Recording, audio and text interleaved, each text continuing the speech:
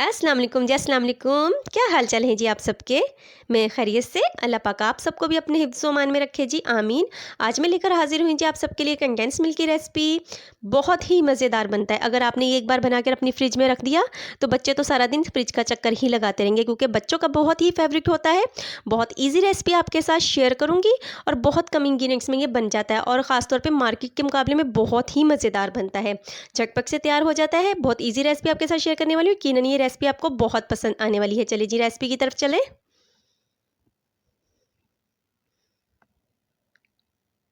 ये तमाम इंग्रीडियंट्स हैं जी हमारी रेसिपी के। यहाँ पे मैंने आधा किलो दूध लिया है, फ्रेश मिल्क लिया है मैंने, और खुला दूध लिया है, और यहाँ पे आधा कप हम चीनी यूज़ करेंगे इसके साथ। 2 टेबलस्पून यहाँ पे मैंने सूखा दूध लिया है, और 2 चुटकी यहाँ पे मैंने बेकिंग पाउडर लिया है। ये तमाम इंग्रीडियंट्स हैं जी हमारे। ये 4 ही इंग्रीडियंट्स यूज़ होते हैं इस रेसिपी में। सबसे पहले हम दूध को बॉईल कर लेंगे। फुल हाई हीट पे चम्मच चलाते हुए ही हमने इसको बॉईल करना है, ताकि जो नीचे लगता है दूध वो ना निकले। जो दूध को बॉईल आ चुका है, और इसको तकरीबन हम 10 से 12 मिनट अब कुक कर लेंगे, पका लेंगे इसको। चम्मच चलाते रहेंगे। और अब इस टाइम पे हमने इसकी आंच बहुत धीमी कर दी है। धीमी आंच पे ये तमाम रेसिपी बनेगी। तकरीबन 10 से 15 मिनट हो चुके हैं इसको पकते हुए। इस टाइम पे मैं इसमें शामिल कर दूंगी आधा कप जो चीनी हमने ली थी वो शामिल कर देंगे, और साथ ही मैं इसमें शामिल कर दूंगी 2 टेबलस्पून सूखा दूध। सूखा दूध यहाँ पे मैं इसलिए शामिल कर रही हूँ क्योंकि मैंने खुला दूध यूज़ किया है तो वो इतना गाढ़ा नहीं होता। यकीनन इसमें मिलावटें यूज़ होती हैं, तो इसलिए इसको थोड़ा थिक करने के लिए मैंने यूज़ किया है। अगर आपका दूध खालिस हो तो आप उसमें ऑप्शनल है, ये सूखा दूध नहीं यूज़ कीजिएगा। तकरीबन इस तरह मैं हल्की आँच पर इसको तकरीबन मैं पकाती रहूँगी, और मुस्तकिल इसमें चम्मच चलाती रहूँगी, ताकि ऊपर मलाई ना आए और नीचे से ये लगे ना। तभी आपकी ये रेसिपी मज़ेदार बनेगी। अगर आपने इसको छोड़ा तो ये नीचे से लगना शुरू हो जाएगा या ऊपर बलाई आ जाएगी, जिसकी वजह से इसकी कंसिस्टेंसी अच्छी नहीं बनेगी। लुक वाइज ये अच्छा नहीं लगेगा, सेम नहीं बनेगा। देखिए जी आधा घंटा हो चुका है पकाते हुए, और ये थिक होना स्टार्ट हो चुका है।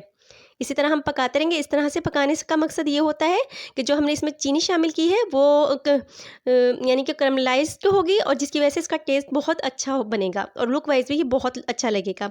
1 घंटा गुजर चुका है हमें पकाते हुए, और देखें जी अच्छा खासा हमारा दूध थिक हो चुका है। इस तरह ही हम चम्मच चलाते हुए इसको मज़ीद पकाएंगे, जब तक कि हमारी जो हमें जितनी थिकनेस चाहिए तब तक वो पकाते रहेंगे इसको हम। और तकरीबन 1.5 घंटे बाद हमारा ये रिज़ल्ट है। देखें जी अच्छा खासा ये थिक हो चुका है। अभी 10 से 12 मिनट मज़ीद पकाएंगे इसको। बेहतरीन किस्म का हो चुका है ये हमारा। इसके हम 10-12 मिनट बाद हमारा ये रिज़ल्ट है, और इस टाइम पे मैं शामिल कर दूंगी 2 चुटकी बेकिंग पाउडर। बेकिंग पाउडर शामिल का मकसद ये है कि इसकी लाइफ थोड़ी सी बढ़ जाती है। ये तकरीबन आप 1 माह अपने फ्रिज में रख सकते हैं, बिल्कुल ख़राब नहीं होगा। अगर ज़्यादा यूज़ करना हो तो फिर आप इसको फ्रीज़र में रखिएगा। बेकिंग पाउडर शामिल करते ही मैंने नीचे से चूल्हा बंद कर दिया है, और अच्छी तरह इस तरह से हम मिक्स कर लेंगे, क्योंकि थिकनेस हमारी मिल चुकी है हमें जितनी चाहिए थी। क्यों ये ठंडा होने के बाद मज़ीद थिक हो जाएगा, और इसका कलर भी थोड़ा डार्क हो जाएगा। हम इसको बाउल में निकाल लेते हैं। इसको पैन में नहीं छोड़ेंगे जिसमें हमने पकाया है, नहीं तो ये मज़ीद इसकी कुकिंग जारी रहेगी। ये देखें जी थिकनेस बहुत बेहतरीन बनी है, क्योंकि ये मज़ीद ठंडा होगा तो मज़ीद गाढ़ा हो जाएगा। हमारी रेसिपी कंप्लीट हो चुकी है। यकीनन ये रेसिपी आपको बहुत पसंद आएगी। अगर आपको मेरी वीडियोस अच्छी लग रही हैं तो प्लीज़ लाइक कीजिए, शेयर कीजिए और सब्सक्राइब कीजिए, ताकि मैं मज़ीद वीडियो बना सकूँ। अल्लाह हाफिज़।